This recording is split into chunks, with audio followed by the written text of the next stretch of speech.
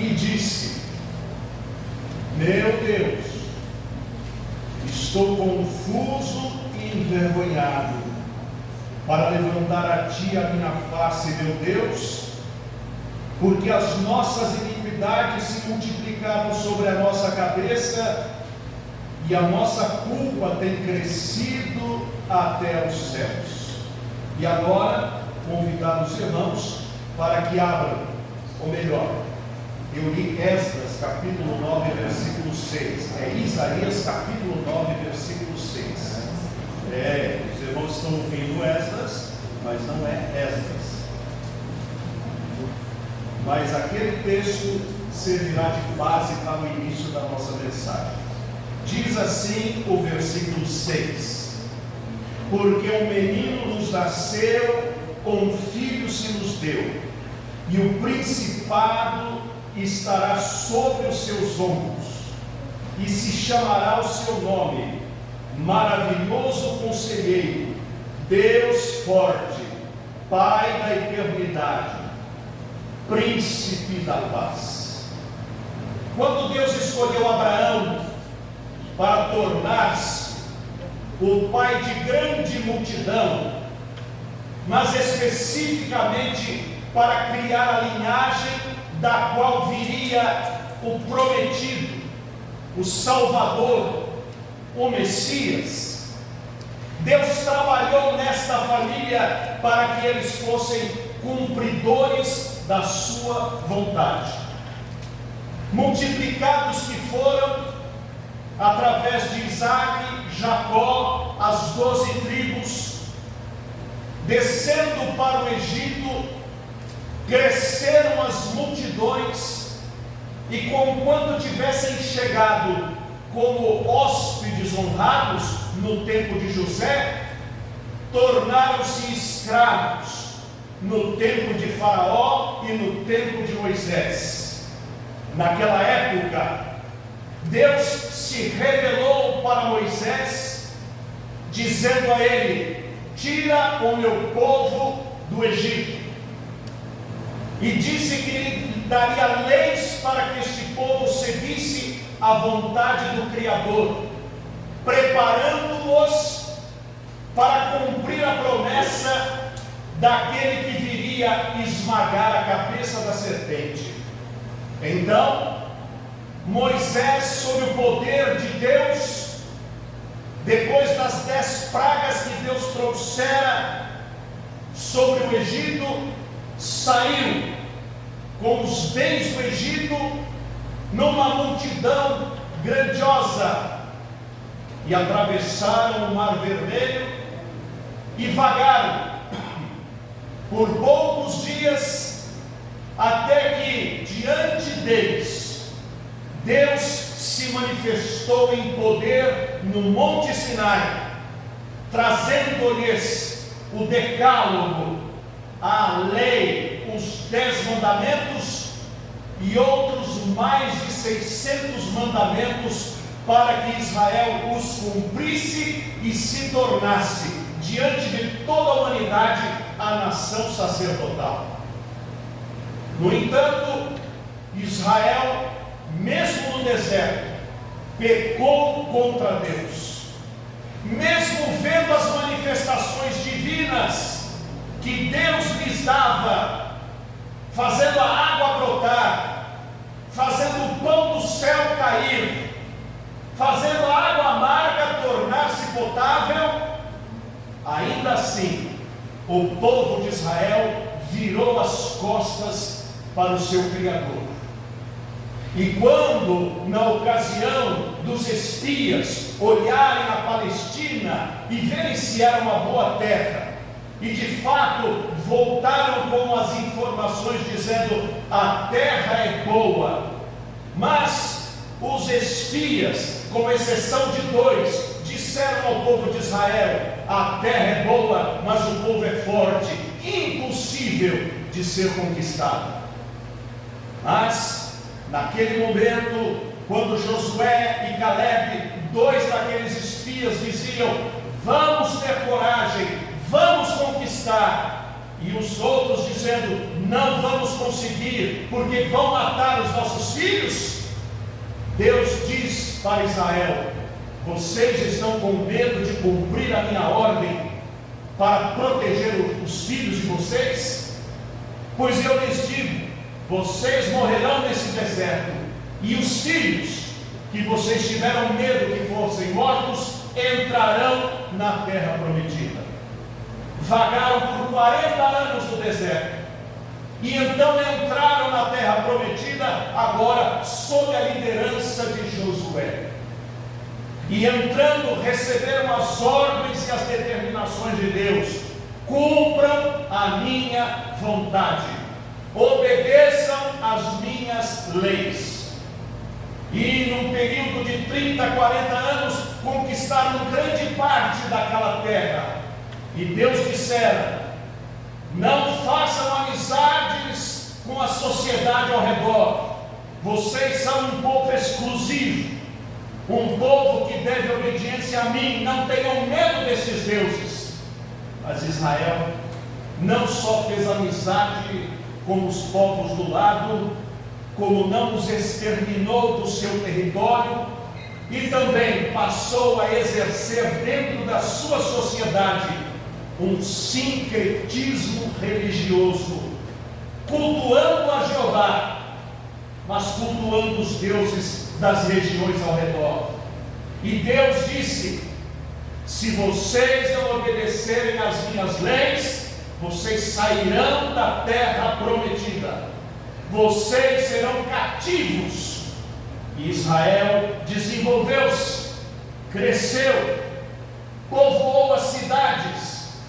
E quando estavam sob a direção de Samuel, o profeta, anos e anos depois, quiseram ter um rei. E Deus disse: eu não sou o rei para vocês, vocês estão rejeitando a mim e não a Samuel, mas lhes darei um rei. E o primeiro rei que tiveram, Saul, exerceu um império horroroso, conquanto forte, conquanto um soldado, mas não temeu a Deus, não cumpriu a sua palavra. Deus então escolhe Davi. Davi seguiu a palavra de Deus, teve os seus erros, teve os seus pecados, mas humildemente arrependido, dedicou o seu império a Deus e preparou o seu filho Salomão para que desse sequência ao império glorioso de Israel. E Salomão tornou-se o rei mais rico da antiguidade, um homem de sabedoria descomunal, porque ele, em determinado momento, recebeu de Deus a bênção de escolher uma bênção, e ao invés de escolher riquezas, escolher dinheiro, escolher a morte dos seus inimigos ou longevidade, ele escolheu ser sábio para governar Israel, e Deus lhe deu sabedoria. Mas essa sabedoria foi cortada no final de sua vida, quando, ao invés de seguir a verdade da palavra de Deus, ele abriu guarida ao sincretismo religioso, aceitando construir templos para as suas esposas cultuarem aos seus ídolos. E daí em diante, meus irmãos, Israel foi de um bom rei para um mau rei, dividida que foi em dois reinados, o reino do norte e o reino do sul. O reino do norte em breve sucumbiu, o reino do sul continuou, mas em determinado momento a mão de Deus veio sobre Judá, o reino do sul, e disse: vocês irão para o cativeiro, porque pecaram contra mim. E nós bem sabemos que em 587 a.C. entra Nabucodonosor e destrói o reino do sul, destrói o templo de Deus, leva o povo cativo. E esse povo, por 70 anos amargos na Babilônia, orava para que pudesse regressar a Israel, e Deus lhes dá a bênção de voltarem. E quando eles voltam, aquele texto de Esdras capítulo 9, versículo 6, diz exatamente o que sentiam ao ver a decadência da sua terra, ao ver a falta de habitantes, a falta de casas, a falta de estrutura. Diziam: Deus, nós estamos perplexos, não há esperança para nós. Mas havia esperança, porque há tempos atrás Isaías, profeta do Senhor, afirmara para eles que um dia nasceria um menino, e esse menino não seria um mero homem, porque os títulos que esse menino receberia eram títulos que Deus jamais partilharia com o ser humano. Diz Deus: a minha glória eu não dou a ninguém. No entanto, é o próprio Deus quem nomeia esse menino, um menino que nasceria da família de Davi, da tribo de Judá. Esse menino teria o seguinte título diante de Israel e diante de todo o mundo: um menino nos nasceu, um filho se nos deu. Diz Isaías que um dia o povo de Israel diria: Deus nos deu um menino, e esse menino teria sobre si os títulos que o identificariam. E os seus títulos são os seguintes: maravilhoso, conselheiro, Deus forte, Pai da eternidade, príncipe da paz. Esse menino seria o conselheiro para uma vida verdadeira, para que o povo seguisse as leis de Deus e tivesse longevidade, prosperidade, mas principalmente vida eterna. Porque quando este menino nasce em Belém e depois cresce, ele diz aos seus discípulos: não ajunteis tesouros na terra, onde a traça e a ferrugem corroem, e onde os ladrões minam e roubam, mas ajuntai tesouros no céu, onde nem a traça nem a ferrugem corroem, e os ladrões não minam e roubam. E ele completa dizendo: porque onde estiver o teu tesouro, ali também estará o teu coração. Jesus é esta criança prometida, o maravilhoso conselheiro.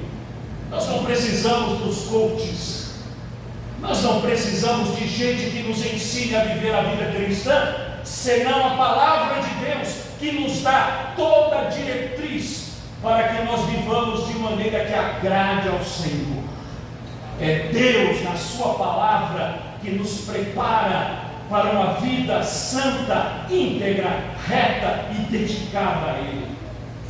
Diz-nos a Bíblia que Ele é maravilhoso, é algo extraordinário. Ah, como eu queria estar no tempo de Jesus e olhar para o seu rosto, que fosse por um minuto, olhar o rosto daquele homem que não era apenas um homem. Diz o texto aqui que ele não só seria chamado de maravilhoso conselheiro, mas seria chamado também de Deus forte. Jesus é Deus. Essa é uma das razões da existência da Sociedade Bíblica Trinitariana. O reconhecimento de que Jesus não é apenas um grande rabino, não é apenas um grande mestre, não é apenas um grande profeta. Ele é Deus feito homem. Ele é Deus encarnado. Ele é o único modelo da junção da natureza divina com a natureza humana. Ele é a expressão exata do ser de Deus. Nele habita corporalmente toda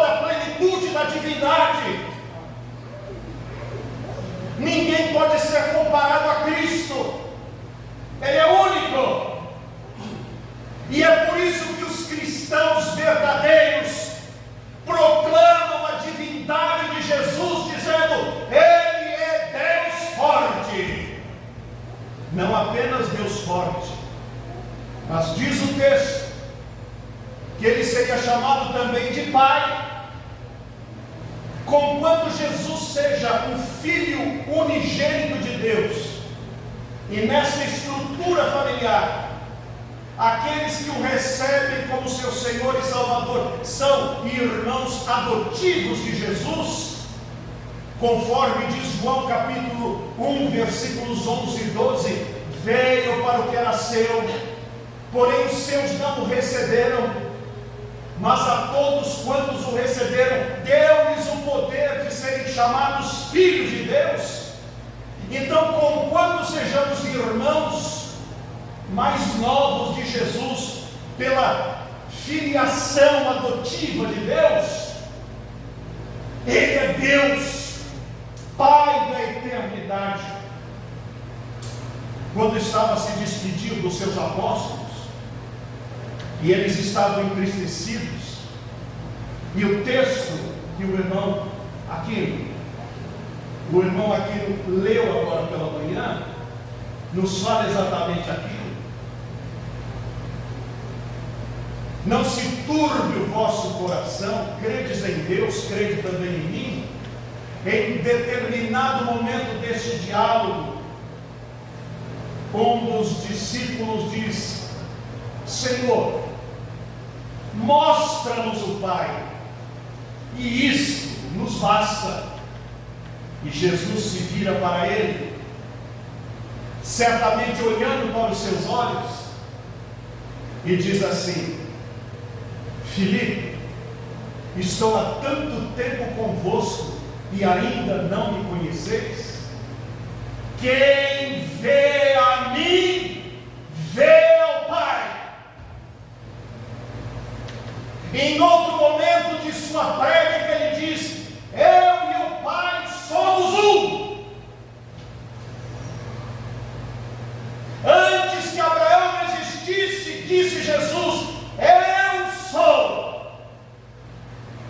Portanto, não estamos diante de um líder apenas, de um profeta apenas, de um nome apenas, mas estamos diante do próprio Criador que se fez homem para encontrar a sua criatura feita à sua imagem e semelhança e restaurá-la, transformando-a novamente na sua glória bendita.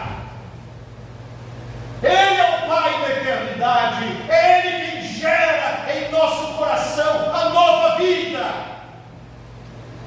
é Ele quem faz um novo começo na história de cada um de nós, é Ele quem perdoa os nossos pecados e escreve nosso nome no livro da vida, é Ele que vive o tempo todo como sumo sacerdote, intercedendo pelos seus.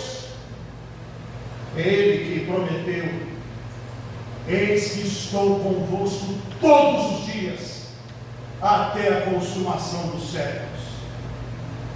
Ele disse: quando dois ou mais estiverem reunidos em meu nome, eu estou ali no meio deles.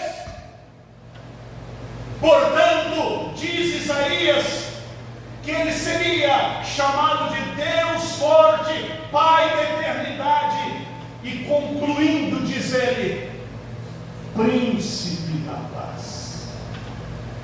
Porque quando Jesus entra na vida de alguém, ele transforma as metralhadoras em paz, enxadas, foices e ferramentas para a construção de uma vida pacífica e harmoniosa. Aquele que tinha demandas familiares torna-se um agente da paz, com a tranquilidade da presença de Deus em seu coração. Lembro-me do meu pai. Eu fui o primeiro que entregou a vida para Jesus aos 14 anos. Meu pai era um homem violento, um pai violento, um marido violento, um vizinho violento, um chefe violento. O meu pai era belicoso, tinha um 38 carregado dentro do seu arquivo. E no dia em que eu entreguei a minha vida para Jesus, ele disse: se você for batizado, eu descarrego esse 38 em você. Mas eu fui batizado aos 14 anos. E o pastor Timofei Diakov decidiu fazer uma visita para o meu pai. E eu disse: não vá lá, porque ele está muito nervoso. Eu disse: não, eu vou sim. E bateu a porta. Quem é? É o pastor. E ele, com cara feia, disse: entra. O pastor sentou-se e disse: seu Antônio, eu sou o pastor da igreja que seu filho está frequentando. Ele disse: pastor, em outra ocasião a nossa conversa seria outra. Mas eu percebi que o meu filho está diferente. Então, se é bom para o meu filho, deve ser bom para mim. Me fale de Jesus. E o meu pai e o meu irmão converteram-se e foram batizados. E depois a minha mãe também. E o meu pai, perigoso, ficou cego e decidiu contratar um motorista para ir à casa de cada pessoa que ele tinha ofendido ou agredido.